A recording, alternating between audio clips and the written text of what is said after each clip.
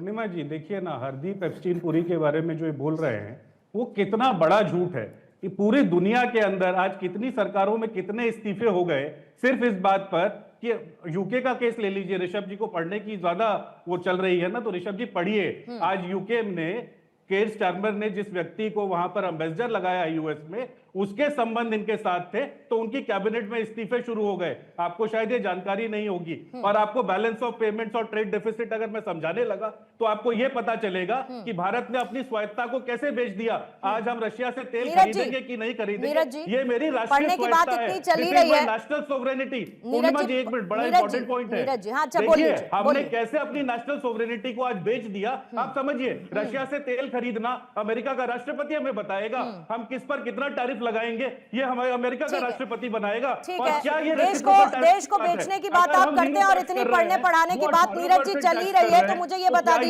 मुझे ये बताइए कि अमेरिका के पूर्व राजदूत हैं डैनियल पैट्रिक मोयनिहान, इनकी किताब पढ़ी है क्या कभी? मैंने बिल्कुल पढ़ी है।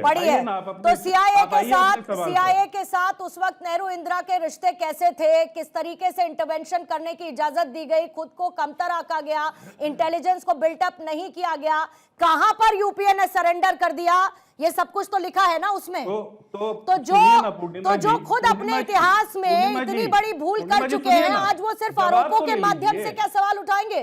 पूर्णिमा जी मैंने शुरुआत में कहा था कि आज अगर राहुल गांधी जी की बात पर कोई व्यक्ति बात करेगा, या तो वो एजेंट है या महामूर्ख है। आपने जिस व्यक्ति की किताब का रेफरेंस दिया उसकी हिस्ट्री में तो चले जाइए कि उसने ये किताब जिस दौर में लिखी तब वो क्या काम किया करते थे, किन लोगों के लिए कंसल्टेंसी किया करते थे। और इससे ज्यादा तो आप जाकर ये पढ़ लेते ना कि आज जो आरएसएस के लोग हैं वो किस तरीके से अपने देश को बेचने में लगे हुए हैं। आज की बात आप करेंगे नहीं, टेंटेड सोर्सेस को सदन में भी कोट कर देंगे, टीवी चैनल्स पर भी कोट कर देंगे। आप सच्चाई को बिल्कुल व्यापक तौर पर दिखाइए। किसी चीज को कोट नहीं करना चाहिए और राहुल गांधी अनपब्लिश्ड बातों को कोट करके संसद में हंगामा करेंगे, क्योंकि राहुल गांधी तो सबसे बड़े बुद्धिमान है फिर, है ना। बाकी सब एजेंट और मूर्ख हैं, महामूर्ख हैं, लेकिन राहुल गांधी सबसे इंटेलिजेंट व्यक्ति हैं।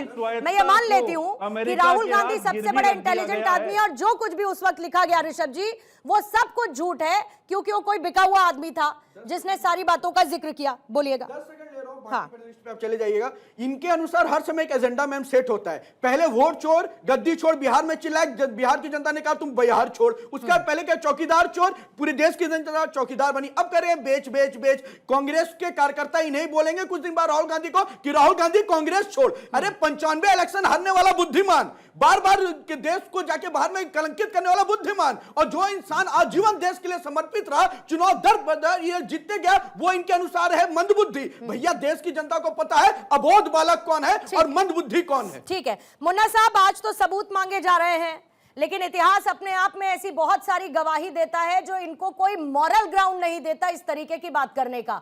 लेकिन नैरेटिव बिल्डिंग ज्यादा चल रही है बनस्पत इसके कि बात आप फैक्ट्स और सबूतों के साथ सामने रख सके। कुल मिलाकर तो एक भ्रम की स्थिति पैदा हो रही है ना।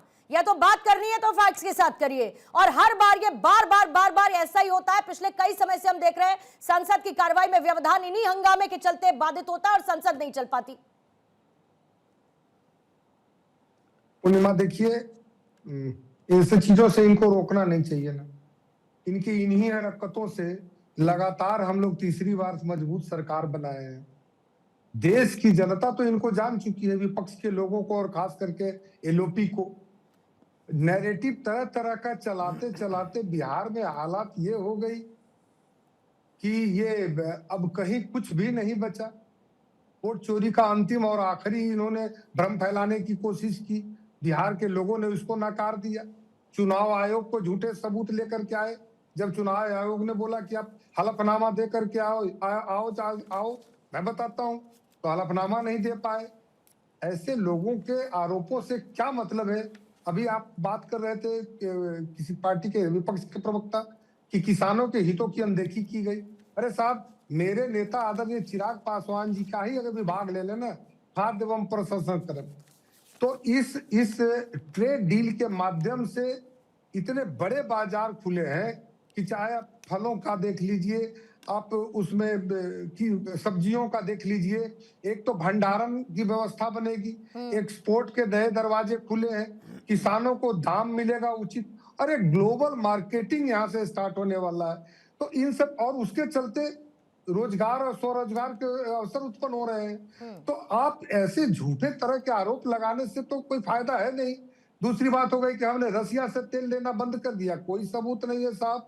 हाँ, रसिया से तेल ले रहे हैं, लेकिन हमारे साथ विकल्प और भी खुले हैं कि हम कई अन्य देशों से भी ले सकते हैं। इसका मतलब ऐसा थोड़ी हो गया कि किसी से हमने लेना बंद कर दिया। तो ट्रेड डील पे जो इतना सशक्त रूप से हुआ है, अगर उनके शर्तों पर हम लोगों को ट्रेड डील करना होता तो ये तो आज के 6 महीना पहले हो गया होता।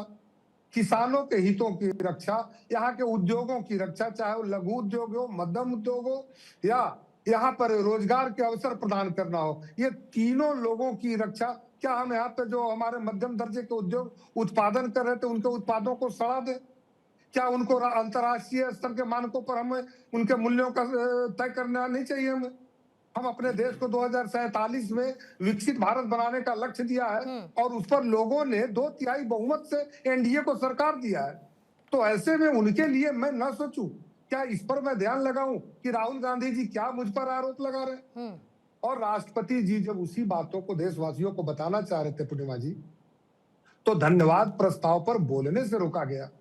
ऐसा भी कहीं होता है क्या? प्रधानमंत्री व्यक्ति थोड़े ही हैं, 140 करोड़ लोगों के वो प्रतिनिधि हैं और एक आदिवासी महिला जो कि प्रथम नागरिक है। आप उनके सम्मान में अगर कोई बोलना चाहते हैं, धन्यवाद देना चाहते हैं, इसका मतलब आपकी दलित विरोधी मानसिकता, महिला विरोधी मानसिकता, आदिवासी विरोधी मानसिकता रह कर निकलती है, वो सदन के अंदर में भी निकली है। ठीक है, प्रधानमंत्री जी जब बोलने के लिए गए मुन्ना तो साहब, इनके ठीक, मैं इसका जवाब लेती हूँ उनसे, लेकिन उससे पहले सर बोलिए बोलिए। उसके बाद प्रधानमंत्री जी को आने से माननीय लोकसभा अध्यक्ष जी ने मना किया। जिस तरह की ये साजिश रचने में माहिर है, फिर वहां पे साजिश करने की कोशिश की। मुझे पूर्णिमा जी आपसे जानना चाहता हूं, मैं इनसे पूछिए कि महिला सांसदों को विपक्ष में बैठने का जनादेश भारत के लोगों ने दिया था, ट्रेजरी बेंच के तरफ किस उद्देश्य से वो गए थे? इसी का जवाब आप पूछिए। ठीक है, ठीक है, मैं नहीं इसका समझता जवाब ले हूं कि लेती हूँ भाई सर, मैं इसका ले ये लेती जवाब अभी हूँ, तक ले नहीं लेती हूँ। देता। बहुत सारे सवाल हैं, उसका नीरज जी जवाब देंगे, लेकिन राकेश शुक्ला जी आपके पास फिर आती हूँ। संजय जी मैं आपके पास। राकेश शुक्ला साहब, देखिए आरोप प्रत्यारोप लगातार जारी है, लेकिन फिर भी इतिहास को तो देखना होगा ना। अगर आज इतने सरेंडर और विदेश के किसी नेता द्वारा दबाव की स्थिति भारत के लिए बनी हुई है, यूएस दबाव बना रहा है, भारत कुछ कर नहीं पा रहा, उसकी शर्तों पर सब कुछ कर रहा है, अगर ये सारे आरोप लगने ही हैं, तो आरोपों के साथ फिर आपको अपना पूरा इतिहास ये भी देखना पड़ेगा कि जब आपकी सरकार थी आपने क्या किया।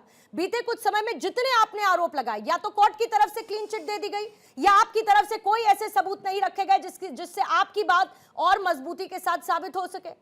तो आप तो सिर्फ कहकर निकल लेते